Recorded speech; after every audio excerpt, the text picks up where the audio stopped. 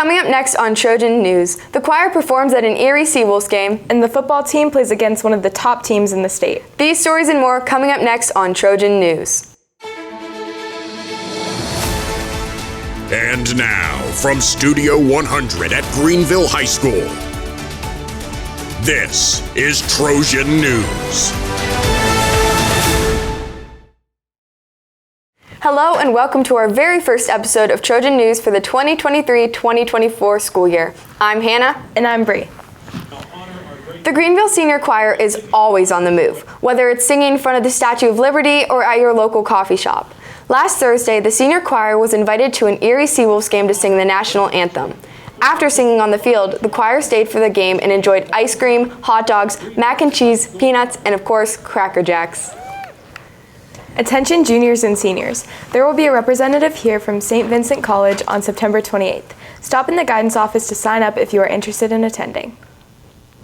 If you were to walk through the halls of GHS, it would not be out of the ordinary to see a teacher holding a cup of coffee. That is especially true of a certain science teacher.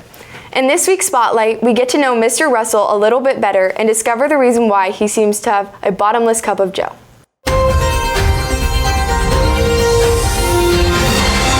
Hannah from Trojan News, and for this week's Spotlight, we are talking to Mr. Russell about his life outside of teaching. So, Mr. Russell, what are your favorite hobbies? Well, my favorite hobbies have changed over the years, but hunting, fishing, outdoor stuff, boating. If it's nice out, I love taking the Harley for a ride, but mostly I just work on my house anymore. Do you like to cook or bake? If I'm gonna cook, I guess I make a pretty good steak in the air fryer. So when did you start teaching?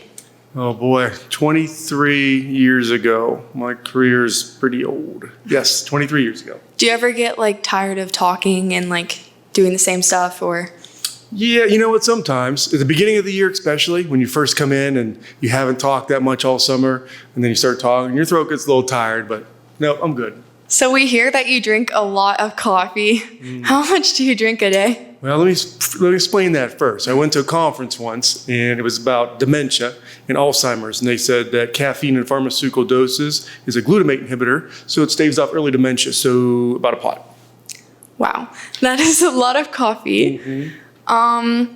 Do you have any pets, or if you could be an animal, what would you be? Oh, so I used to have a black lab, and she was my hunting partner, and she was cool, so I guess I'm a dog person. Yeah. I wouldn't want to be a dog, but I'd be a dog person. Any student in grades 7 through 12 interested in joining the Student for Jesus group, there will be a meeting tomorrow from 3 o'clock to 3:45 in room 117. It will be a student-led Bible study and prayer group. As we grow and experience challenges throughout life, it's not uncommon to think about things that we might have done differently. If you had a chance to take your younger self out for ice cream, what would you tell yourself to better prepare for what lies ahead? Lily Thomas and Perryhan O's hit the hall and asked GHS for their thoughts. A piece of advice I would give my younger self is to not overthink because it's pointless. Be forgiving and to know your worth, because if you know your worth, then you won't let people walk all over you and you will make better decisions. And to be forgiving of others and even yourself, because if you don't forgive yourself, then you won't really be happy. And if you don't forgive others, then you won't be able to move on from hard times. Just to really believe in myself and trust that everything's going to work out is the main thing I kind of would tell my younger self. I would just say relax, don't overthink, and God's going to put the people in your life that need to be there when they need to be there, and just let things happen. To grow out your hair sooner so you look good in the future, and also to be more sociable. Don't take yourself too serious, because in the end, you are all you have. Enjoy life, let all the naysayers disappear, and you be you, and you be you too. So Bree, what would you tell your younger self? I'd probably tell my younger self, YOLO, do it for the plot, you only live once. What about you? Probably that everything does happen for a reason. That's good advice. Students in grades 9 through 12 interested in Teens to Career program, please stop in the guidance office for a flyer. Programs offered are Arts and Illustration, Disc Golf Aerodynamics, and Taking Flight Exploring Aerodynamics.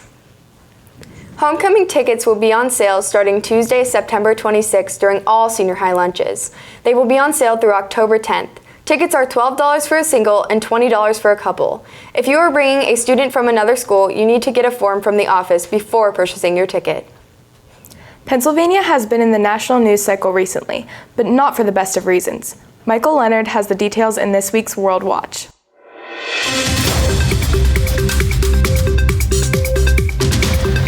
9 juveniles escaped from a Pennsylvania juvenile detention center Sunday night following a riot at the facility. They have now since been captured and returned to their proper cells. F-35 jet reported missing by authorities after pilot ejects during mishap. Joint Base Charleston said on Facebook that the aircraft was a Lockheed Martin F-35 Lightning II belonging to the Marine Corps. The pilot ejected safely and was transported to a local medical center. Fauci's masking message amid rising COVID cases has doctors sounding off. Dr. Brett Osborne stated, "Let's face it, regardless of mask usage, the population en masse will be exposed to SARS-CoV-2 and its variants, as in the case with influenza. This is inevitable and independent of quarantines, lockdowns, and other measures that only cultivate a false sense of security." Energy Secretary Jennifer Granholm blamed her staff's poor judgment on a recent incident when police were called on them for clogging electric vehicle chargers with a gas-powered car. The stuffy Senate is now a bit less formal.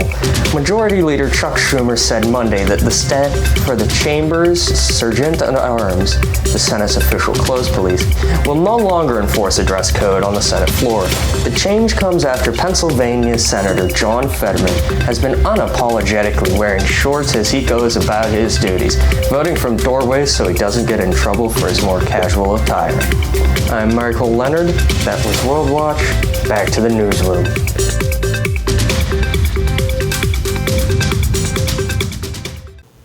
The Trojans squared off against one of the top teams in the state last week, And the volleyball team beat Sharpsville. Perry Hahn O's is standing by in the Sports Center with the details. Perry? Thanks, Hannah. The Trojans traveled to Farrell on Friday, September 15th to face the undefeated Steelers. The Steelers returned the opening kickoff for a touchdown, but the Trojans quickly responded. The duo of Malachi Hyde and Rudy Gentili led the charge for Greenville with an explosive 37-yard rush from Gentili. In a critical third and long situation, quarterback Nick Soldrich baited the Steelers' defense in before rolling out to his left, throwing across his body to an open Jack Strasser for a first down. A couple of powerful runs by Hyde put the Trojans at the 1-yard line, where Gentili stretched his way for the score, bringing the Trojans within 2 points of a tie game. Late in the fourth quarter, Greenville made a pair of pivotal defensive stops. Lineman Logan Leskovac reached Steelers quarterback Smith for a sack and a loss of 13 yards. In the following play, Leskovac and Jody Peterson combined for another sack on Smith, this time for a loss of 10 yards. Later in the quarter, Hyde muscled his way to a touchdown. The Trojans ultimately fell 28-12 and will look for their first win of the season this Friday night at home against Sharpsville.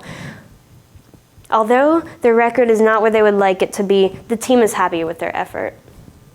I feel like we just gotta bring the energy more on the football field and just come out strong in the first quarter and then work our way to the third, fourth, and just finish the game strong. The volleyball team defeated Sharpsville on Thursday, September 14th. The match started with a narrow 26-24 win for the Trojans in the first set. Greenville really dialed it in for the final two sets, winning 25-12 and 25-15. Lily Chapman led the Trojans in digs with 10, adding 2 assists and a kill. Josie Hart tallied a team-high 9 kills while registering 4 digs. Leading the Trojans in assists with 13 was Bella Gailey.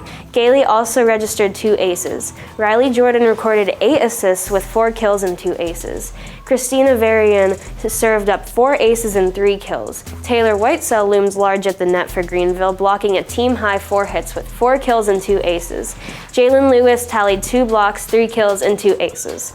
The Trojans will participate in the Meadville tournament over the weekend. That's all from the Sports Center. Let's send it back to the studio. That's all for this week's episode of Trojan News. Be sure to follow our YouTube channel for the latest in school news. For Trojan News, I'm Hannah. And I'm Bree. Have a great day.